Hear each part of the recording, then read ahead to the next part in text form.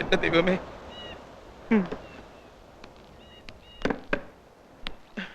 അതേ കിടപ്പ് തന്നെ.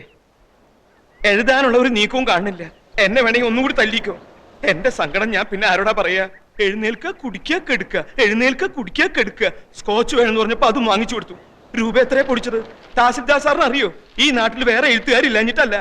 MT വാസുദേവൻ നായർ മഞ്ചാടിക്ക് ഒരു നോവൽ എഴുതി തരാന്ന് പറഞ്ഞിട്ട്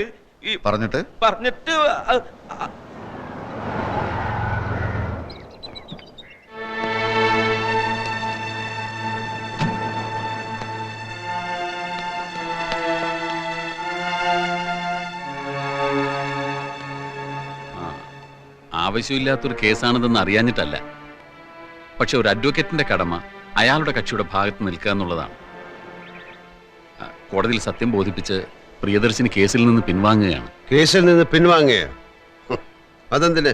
സത്യത്തിൽ അതൊരു കള്ളക്കേസാണല്ലോ mister Sagar. Mister Sagar? Mister Sagar ഞാൻ? താൻ പെട്ടെന്ന് മാന്യനായോ? നാണവും മാനവും ഇല്ലാതെ വെറും കാശിന് വേണ്ടി കോടതിയിൽ കിടന്ന് നാടകം കളിച്ച നാറിയല്ലോടോ താൻ, നാറി വക്കീലെ. ഇപ്പൊ ഒന്ന് പറയാണ് കള്ളക്കേസാണെന്ന്. ശരിക്കുള്ള കേസ് ഞാൻ ഉണ്ടാക്കി തരാടോ. ഇടിച്ചതിന്റെ നെഞ്ചെ കളിക്കി തരാം. അപ്പൊ അതൊരു കേസാക്കാം. അവളെ വെട്ടി ഞാൻ നുറുക്കാം. അപ്പൊ തനിക്ക് മറ്റൊരു കേസ് കിട്ടും. അവളോട് പറഞ്ഞേക്ക്, ഏത് കേസ് പിൻവലിച്ചാലും എന്റെ കണ്ണീരിന്റെ കണക്ക് തീർക്കാതെ അവളെ ഞാൻ വിടില്ലെന്ന്.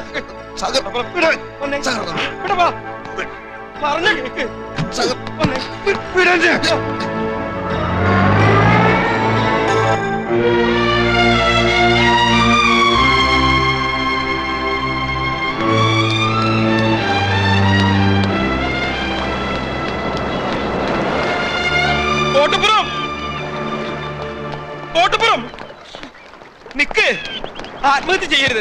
അതിന് മാത്രം ഇവിടെ ഒന്നും സംഭവിച്ചിട്ടില്ല. ആത്മഹത്യയോ? വിടോ. സ്വസ്ഥമായിട്ടൊന്ന് ആലോചിക്കാനും സമ്മതിക്കില്ലേ? അതല്ല, പെട്ടെന്നൊന്നും മിണ്ടാതെ ഇങ്ങോട്ട് പോന്നപ്പോ. അത് പോട്ടെ, ഇപ്പൊ ആലോചിച്ച എന്താ? കഥയാണോ? ഈ കാണുന്നത് എന്താണ്? ഇത് കടലല്ലേ? അല്ലേ? ഈ കടലിന്റെ അക്കരെ എന്താണ്? കടലിനക്കരെ അക്കരെ കരയായിരിക്കും അല്ലേ? ഈ അറബിക്കടൽ കടന്നു നിന്നാൽ എത്തുന്നത് എവിടാണ്? ഗൾഫിൽ. ഗൾഫിലല്ലേ? അതെ, ഗൾഫ്. ഗൾഫ്.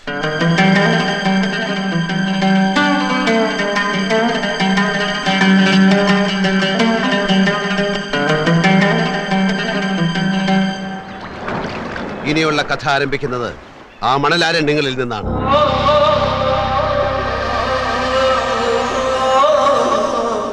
അത് പക്ഷേ ഇതുവരെ എഴുതിയ കള്ളക്കഥയല്ല, യഥാർത്ഥ കഥ. എന്റെ ജീവിതം. ഇനി ഞാൻ എഴുതുന്നത് എന്റെ തന്നെ ജീവിത കഥയാണ്. ഗസറ്റഡ് ഏക്ഷിയും ജയദേവൻ എന്ന എഴുത്തുകാരനും ഇനി പ്രിയദർശിനിയും സാഗർ കോട്ടപ്പുറവുമായി ഇവിടെ പുനർജനിക്കുന്നു.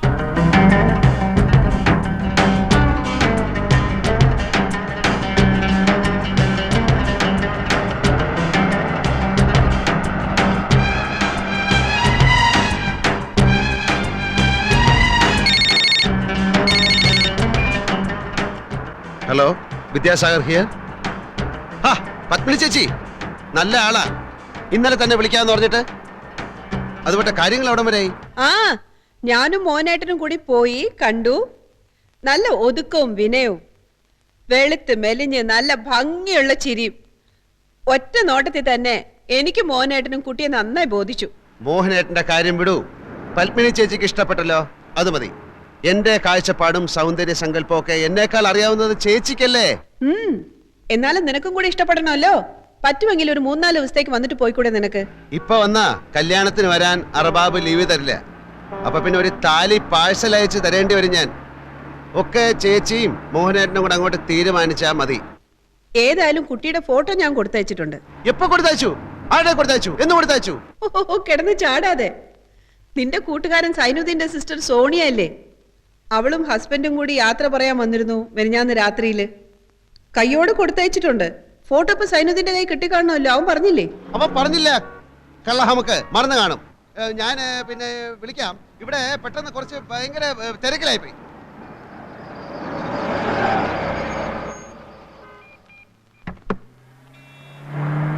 Hello, Malabar garments. ആര്? വിദ്യാർത്ഥനോ? ചൈനക്കൊണ്ടല്ലോ, കൊടുക്കാം. ഫോൺ. മര്യാദയ്ക്ക് അടുക്കി വെക്കാൻ പറഞ്ഞ കേൾക്കൂല. ഫോൺ എന്ത് ഫോണ്? നീ ഇതൊന്ന് ശരിക്കും അടുക്കി വെക്ക ആദ്യം. ഏതാ എന്റെ ഫോൺ? വിദ്യാർത്ഥന എന്താണ് മോനെ കുട്ട, സുഖം തന്നെയോ? അടിച്ച് നിന്റെ കണ്ണിയാൻ പൊട്ടിക്കും. എടാ ഞാൻ കെട്ടാൻ പോകുന്ന പെണ്ണിന്റെ ഫോട്ടോ നിന്റെ കൈ കിട്ടിയിട്ട് നീ എന്താ എനിക്ക് തരാത്തത്? തരാത്തത് വേറൊന്നും കൊണ്ടല്ല മോനെ, ഓളെ ഫോട്ടോ കണ്ടിട്ട് എനിക്ക് കൊതി തീരുന്നില്ല. ഇടിച്ചു നിന്നെ മര്യാദയ്ക്ക് ഫോട്ടോ ഇവിടെ എത്തിക്കടാ. നിന്റെ കമ്പനി എന്റെ മലബാർ ഗാർമെന്റ്സിന് 10,000 ലക്കോസ്റ്റ് ടീഷർട്ടിന്റെ ഓർഡർ തരാമെന്ന് പറഞ്ഞിട്ട് എന്തായി? എന്റെ കമ്പനി നിനക്ക് ഒരു ഓർഡറും തരാമെന്ന് പറഞ്ഞിട്ടില്ല. നീ പറഞ്ഞു 10,000 പീസസിന്റെ ഒരു ഓർഡർ നിനക്ക് വേണമെന്ന്. അത് നടക്കില്ലെന്ന് ഞാൻ അപ്പോഴേ പറഞ്ഞാണല്ലോ. എടാ നീ ഒന്ന് മനസ്സിലാക്കണം, എത്രയോ കൊല്ലക്കാലം നമ്മൾ ഇന്ത്യക്കാരെ മുഴുവൻ അടിമകളാക്കി ഭരിച്ച ബ്രിട്ടീഷുകാരനാണ് നിന്റെ കമ്പനി മുതലാളി. എന്നോടുള്ളതിനേക്കാൾ ആത്മാർത്ഥ്യമൊന്നും അവനോട് കാണിക്കണ്ട. പണ്ട് നമ്മളെ അവൻ ചൂഷണം ചെയ്തു, ഇന്ന് നമ്മൾ അവനെ ചൂഷണം ചെയ്യണം. അതാണ് രാജ്യസ്നേഹം. ഓ ഇതാണോ രാജ്യസ്നേഹം? ഞാൻ അറിഞ്ഞില്ല. നീ ഈ ഫോട്ടോ എപ്പോ എത്തിക്കും? നീ ടീഷർട്ടിന്റെ ഓർഡർ എപ്പോ തരും? ഓ അത് ശരി. അപ്പോ ഓർഡർ തന്നാലേ നീ ഫോട്ടോ തരൂ അല്ലേ? നീ ഓർഡർ താടാ മോനെ.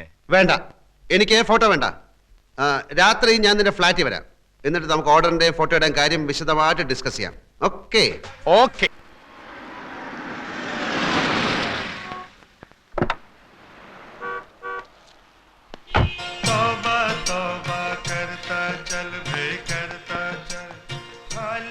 എന്റെ അല്ലോ, രാത്രി ഫ്ലാറ്റിൽ വരാമെന്ന് ഞാൻ പറഞ്ഞില്ലായിരുന്നെങ്കിലേ നിന്നെ ഇപ്പൊ ഇങ്ങനെ കൈയോടെ പിടികൂടാൻ സാധിക്കില്ലായിരുന്നു.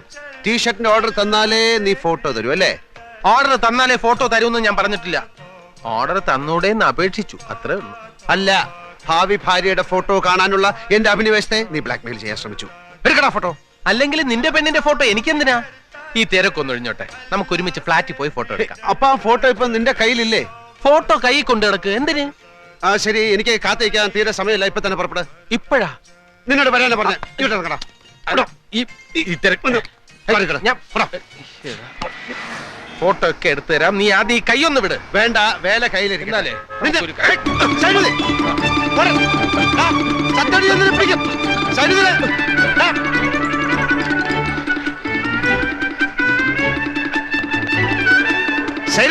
അവിടെ നിൽക്കാൻ അങ്ങനെ നിക്കണില്ല മോനെ.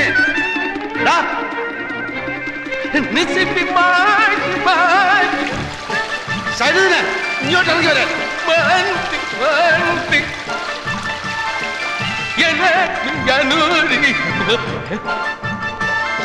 ഇവിടെ വരാൻ.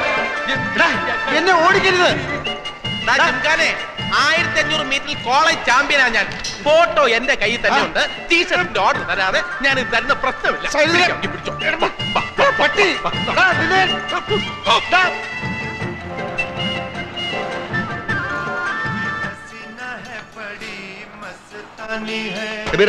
സൈനുദ്ദീൻ ഇങ്ങോട്ട് വന്നാ?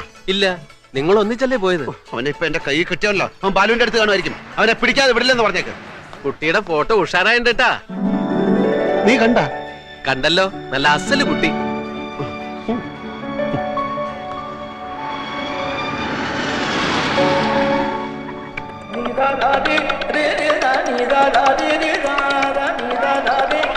ബാലു, ബാലു. സഗർ, സൈനുദ്ദീൻ ഇങ്ങോട്ട് വന്നോ? കടലില്ലേ? ഇല്ല. എങ്കിൽ ചിലപ്പോ ജെയിംസിന്റെ അടുത്താണ്. ശരി. സഗർ, കുട്ടിയുടെ ഫോട്ടോ കണ്ടോട്ടോ, കലക്കിയിട്ടുണ്ട്.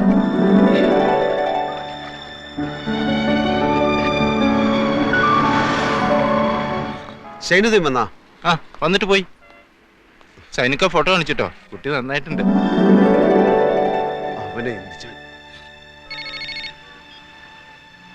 വിദ്യാസാഗർ. നിന്റെ വിദ്യയൊന്നും എന്റെ അടുത്ത് വേണ്ട. എന്നെ പിടിക്കാൻ ഓടുകയാണല്ലേ? നേരെ നോക്കി വണ്ടി ഓടിക്കണം. എന്നെ ഓവർടേക്ക് ചെയ്ത് മുമ്പിൽ കയറാൻ നോക്കണ്ട. എന്റെ പൊടി പോലും നിനക്ക് കിട്ടൂല. ഈ ലോകത്തുള്ള മുഴുവൻ പേരെ നീ ഫോട്ടോ കാണിച്ചു. എന്നോട് എന്തിനാണ് നീ ഇങ്ങനെ ചെയ്യുന്നത്? വെറും 10,000 പീസിന്റെ ഓർഡർ അല്ലേ ഞാൻ ചോദിച്ചുള്ളൂ. ഒരു കാര്യം ചെയ്യ്, തൽക്കാലം മോൻ നല്ല കുട്ടിയായിട്ട് ഓഫീസിൽ പോയി ഓർഡർ ഒക്കെ ടൈപ്പ് ചെയ്ത് വൈകുന്നേരം സക്കരയുടെ ഫ്ലാറ്റിലേക്ക് വാ. അയാളുടെ മോന്റെ ബർത്ത്ഡേ പാർട്ടി അല്ലേ ഇന്ന്? നിന്നെ വിളിച്ചിട്ടുണ്ടാവുമല്ലോ. അവിടെ വെച്ച് നമുക്ക് ആഘോഷമായിട്ട് ഫോട്ടോ കാണാം. എന്താ മോനെ സൈനു, ഫോട്ടോ ഇപ്പൊ താടാ. No nothing doing. വൈകുന്നേരം പാർട്ടി. ഓക്കെ? പോടാ. Happy birthday to you. Happy birthday to you. Happy birthday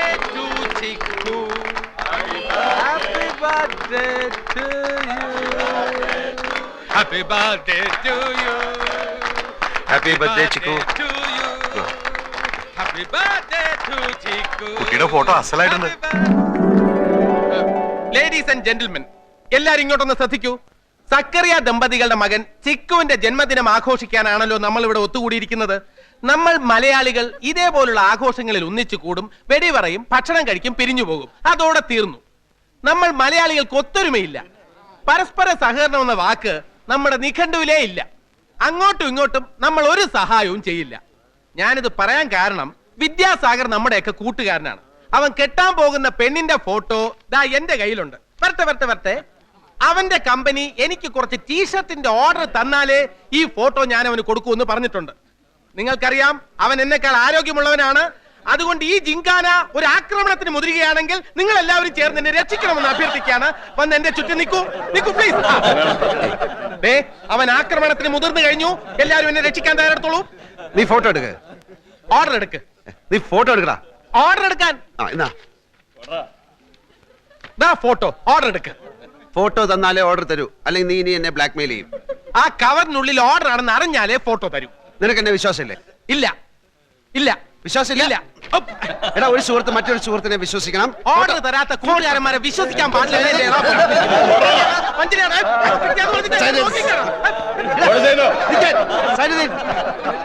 വേണ്ട, പിടിക്കണ്ട.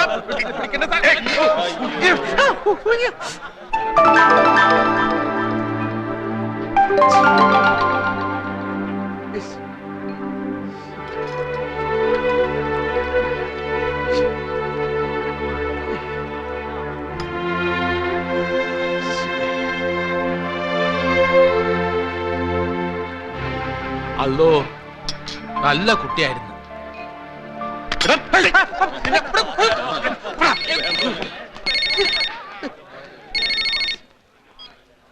ഹലോ. ആ ചേച്ചി കറക്റ്റ് സമയത്താ ചേച്ചി വിളിച്ച്. ചേച്ചി കൊടുത്തയച്ച ഫോട്ടോ കിട്ടി, വളരെ നന്നായിട്ടുണ്ട്.